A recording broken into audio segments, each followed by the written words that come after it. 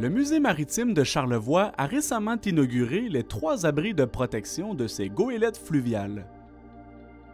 La réalisation du projet a nécessité plusieurs années de travaux et des sommes financières d'envergure. C'est un projet colossal là, qui a avoisiné les 9 millions. Heureusement, c'est un projet qui est un succès financier aussi. On a dépensé moins que prévu, on n'a pas utilisé la contingence. Mais les abris des goélettes, c'était un peu comme stopper l'hémorragie d'une détérioration majeure. Donc, c'est la grande opération à cœur ouvert. Et c'est un projet très innovant, une grande structure, des bateaux extérieurs comme ça, protégés. J'en connais pas d'autres dans le monde avec ce genre de type d'abri. La construction des infrastructures s'inscrit dans un processus de restauration des embarcations qui ne fait que débuter. Il y a des projets qui sont déposés auprès de la section de l'immobilisation, au ministère de la Culture. C'est des programmes qui sont ouverts à l'année. C'est des biens culturels quand même, donc des produits, des biens culturels pour le Québec. Alors, des projets de rénovation, donc il faut faire ce qu'on appelle un bilan de santé, ce qui a été fait dans le cas de la Jean-Yvan. Là, on entame le bilan de santé de la Marie-Clarisse.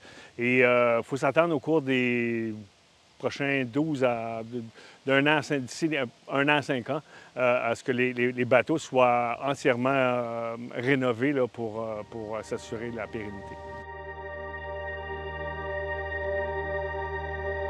On remarque que la pourriture, c'est toujours un problème essentiel. Le temps est plus vite que nous. C'est comme une maison. Si on n'entretient pas notre maison, éventuellement, les cadres de fenêtre vont pourrir. C'est la même chose. Pour un bateau qui a navigué beaucoup, comme la Marie-Clarisse, quand même une centenaire, bien, là, on voit qu'il y a des bordées qui ont la pourriture. On n'a pas pu l'arrêter tant qu'on n'avait pas cet abri-là. La pluie, la neige, c'est vraiment néfaste pour des bateaux en bois. Et l'autre particularité, c'est que la Marie-Clarisse a pu quand même survivre 100 ans. Jean-Yvan, une quarantaine d'années. C'est que la Marie-Clarisse naviguait essentiellement dans l'eau salée, ce qui a donné une petite chance. Le bois est moins affecté rapidement par l'eau salée que l'eau douce. Donc, mais il n'en demeure pas moins qu'il y a des bordées qui vont devoir être remplacées, donc des éléments du bastingage. Donc, il va y avoir des travaux pour s'assurer que les bateaux retrouvent leur intégrité et soient des exhibits sécuritaires à visiter pour les visiteurs nombreux qui viennent au Musée maritime de Charlevoix. La mise en valeur des goélettes permet de ne pas oublier les diverses fonctions qu'elles ont occupées dans l'économie régionale et nationale du siècle dernier. La Marie-Clarisse, on peut le mentionner, c'est un bateau qui a un intérêt, premièrement, à cause du nombre de vies. 100 ans, on peut en faire des choses. C'est un bateau de pêche. La Marie-Clarisse, certains pensent que ça a été construit à Québec. Non, c'est un bateau construit à Shelburne, en Nouvelle-Écosse.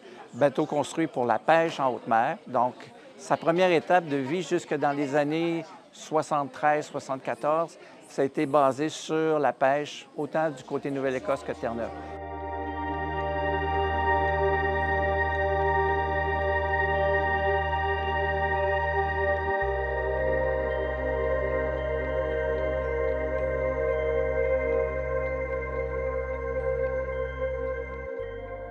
Après coup, il y a des gens de Québec qui l'ont acheté et qui l'ont transformé en bateau-école, deuxième vocation. Malheureusement, bateau-école doit respecter des règlements accrus parce que les passagers ne sont pas des membres d'équipage, ne connaissent pas nécessairement les mystères de la navigation. Et le bateau a été comme abandonné jusqu'à ce qu'il fasse naufrage durant l'hiver 77. On devait le détruire par explosif parce qu'il nuisait aux activités commerciales du port de Québec. Et c'est un groupe de jeunes qui ont dit non, on va le sauver.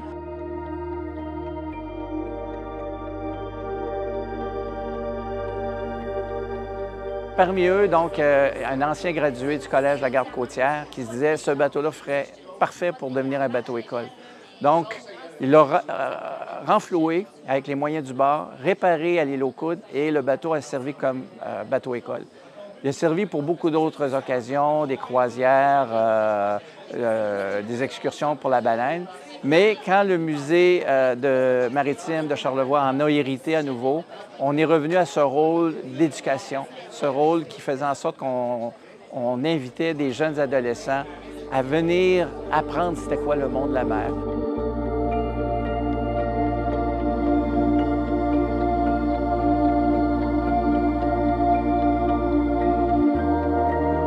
Là, ils retrouvaient une connivence entre des parfaits inconnus avec un capitaine expérimenté qui leur disait, bon, aujourd'hui, on va monter une voile, puis vous allez voir, c'est pas si facile. Oui, ça va être facile.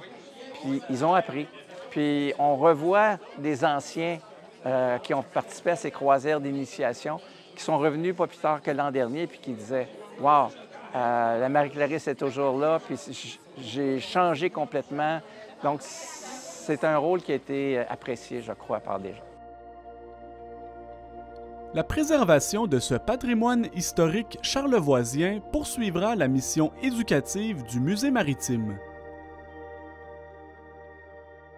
Éventuellement, donc, il va y avoir, oui, on va améliorer les explications à bord du bateau pour que les gens qui montent, parce que pour l'instant, on peut monter librement, mais il manque encore certains panneaux pour expliquer, bon, donc ça, c'est un bateau à voile, ce n'est pas un bateau à moteur, ce n'est pas une goélette d'itinérant, pour justement que les gens puissent réaliser la différence entre la Jean-Yvan, la Saint-André et la Marie-Clarisse.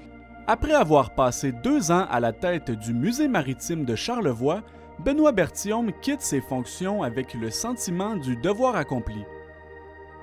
L'accomplissement des abris, c'est vraiment un projet majeur, c'est la raison principale, mais évidemment 4 nouvelles expositions, une 5e qui s'en vient l'an prochain. On souhaite un musée de calibre national, c'était un des objectifs. Pour moi, la destination était claire, c'est d'amener le musée à un calibre national, donc d'un musée de calibre national. Je pense qu'on y est arrivé, donc avec les nouvelles expositions, la nouvelle boutique, la nouvelle image de marque. C'est le travail d'équipe, grand plaisir d'avoir été dans Charlevoix. Je suis entrepreneur en série, donc j'ai d'autres projets qui m'attendent, mais je pense que une grande satisfaction d'avoir travaillé avec cette belle équipe. Le Musée maritime de Charlevoix sera ouvert jusqu'au 14 octobre 2024 pour la saison touristique en cours.